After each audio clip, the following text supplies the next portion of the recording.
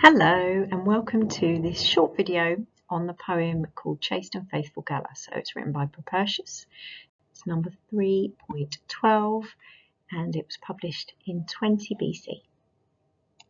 So firstly, a bit of historical context. So the 20s BC are a period of rapid change. Obviously, we have the Battle of Actium in 31 BC, followed by the conquest of Egypt. And then in 29 BC, Augustus holds his triple triumph, or I should say Octavian at the time, and the gates of Janus are finally closed, symbolising that Rome was finally at peace. And then in the years following that, Augustus holds the consulship every year. So remember, the consulship is the highest political position in Rome. It's held by two men who are elected every year. Obviously, I'm going to call it a charade, maybe it wasn't, is that Augustus was voted the consulship every year, but that was really unconstitutional. But anyway, it means that he's had a lot of political power, and apparently that's fine because he's not assassinated. In the meantime, in 27 BC, he gets the first settlement. So he's already shown as part of the first settlement that he is restoring the laws and rights to the Roman people. So that may well have made the acquisition of the consulship year after year an easier pill for the Romans to follow. He was also given the name Augustus as part of this first settlement by the Senate. He was given control over 4 big provinces. He was also awarded the Clipius Virtutis, which is the shield of virtues, by the Senate. And this was symbolic, really, of how virtuous he was. And so the virtues were virtus, which is like a sort of military virtue, clementia, so that's mercy, pietas, duty to home gods and fatherland, and justitia, which is commonly translated as justice. He was also given overarching military power for 10 years, so that's called Imperium in the Latin. So that's a huge political moment in the history of Rome.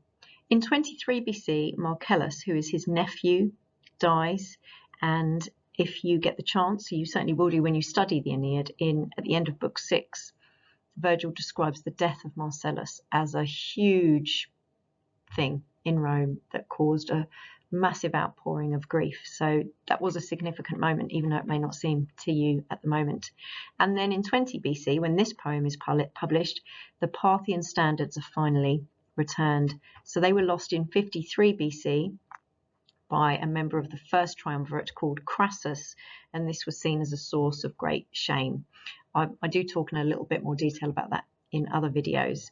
The return of the standards was agreed diplomatically because neither the Parthians nor the Romans wanted war, but when Augustus and Tiberius went to negotiate the return of the Parthian standards, they did take a Roman force with them, so it may well have looked like a Roman military campaign. But actually it wasn't at all. Augustus sort of remained on the sidelines. Tiberius went ahead and did the negotiating, but the force was there really as a show of power. So this is the context that Propertius is writing in. So a bit of more general scholarship for you to consider. Goldsworthy, who wrote a book about Augustus, a very sort of historical book, describes the return of these Parthian standards as an acknowledgement of Roman superiority because the Parthian king was recognizing their strength and met Augustus's demands. This is very much how the Romans would have seen it. The other interpretation that Goldsworthy puts forward is that the Parthians would have seen it as an agreement between equals. Goldsworthy also argues that the poets needed to be left to compose in their own way and to their own style in order to have value. And what we will see in this poem is a very specific view that Propertius is putting forward, which is not necessarily propaganda for Augustus, but we can think about that further when we look at the words of the poem. Galinsky, who wrote a book on Augustan culture, describes how the poets were creative participants in the ongoing discussion about ideals and values, and they had their own minds about them. So these are some examples of scholars who certainly do not think that the poets were being dictated to. And that means that we can, if we accept this interpretation, we can get a real insight into how people felt about Augustus, or certainly the people who would have been accessing this poetry. So hopefully you have the poem in front of you and you have a pen and perhaps a highlighter which will enable you to take some notes. So Propertius starts by appealing to Posthumus, who is a Roman soldier. And he is asking a couple of questions. The use of a direct question like this in itself has a certain amount of force. It gives the poem a certain personal element to it. And he's immediately sort of asking these questions in what I think is quite an aggressive way. How could you leave Galla crying to follow Augustus's brave standard as a soldier? Was the glory of Parthia's spoils worth so much to you, with Galla repeatedly begging you not to do it? So we know that this is a poem about that campaign to get Parthian standards back. So Posthumus is our man, Galla is his wife, and immediately we get the impression that Propertius does not really approve of this particular soldier going on this campaign. And we are getting a positive impression of Galla, and there is some negative language there as well, to do with weeping, so crying, begging you. And then Propertius finishes this part of his poem with an exclamation: "If it's permitted, may all you greedy ones perish equally, and whoever else prefers his weapon to a faithful bride."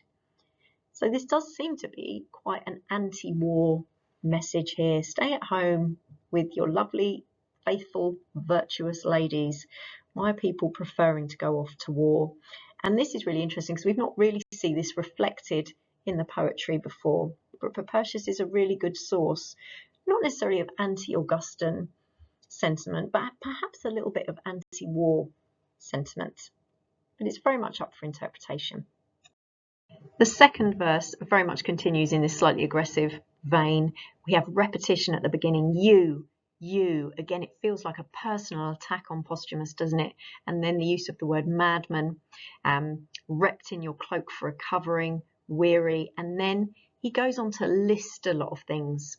So he directly refers to the Araxes, which is a river in Armenia. And Armenia was a land that they had to cross to get to Parthia. And then it talks about what poor Galla will be doing. She'll be pining away at each idle rumour, for fear your courage will cost you dear. And then he goes into this list, I won't read through them all, of all the possible bad things that could happen to Posthumus, giving us an insight into actually what it might have been like for women to wait at home when men go off to war. And then it says at the end, or the second half, it's appealing again to Posthumus. We again have these exclamations. He's talking about chastity. He's referring to Posthumus almost as immoral, saying your morals deserve a different wife, when we see Galla as moral. And then we have this quite negative way of seeing Rome. So what shall a girl do with no fear to guard her, with Rome to instruct her in its voluptuousness? So voluptuousness is a word really to do with luxury. And this is an allusion to the opinions about immorality in Rome, perhaps, that we see the Leges Iulii trying to tackle later on. And there is certainly a concern in the moral laws about adultery and faithfulness, and there is definitely a concern with that in this poem, although Galla is not a concern at all. But the fact that she is so chaste, the fact the poem is called Chaste and Faithful Galla, is holding that up as a virtue a woman should have. And then he goes on to sort of confirm that by saying, rest secure, gifts will not win Galla, and she will not recall how harsh you were. So Galla is very much being contained, or not contained, being shown to be a perfect woman. And the opinion about Posthumus, I think, is generally quite negative. And then what's interesting in this final part of the poem is we're on very familiar ground now. In contrast to the list of things that could have happened to Posthumus on campaign, we've also got the list of things that Odysseus did. So Ulysses, remember, is the Roman name for Odysseus. So I'm just going to pick out a few here. We've got 10 years of war, we've got Circe, we've got Polyphemus, we've got Calypso, we've got A Long Swim, we've got the Sirens. One after another of these things, these adventures of Odysseus. And I don't know whether maybe if we compare that with Posthumus, there is a hint there that perhaps Posthumus is heroic, even though that doesn't seem to be what Propertius is saying in the first part of it.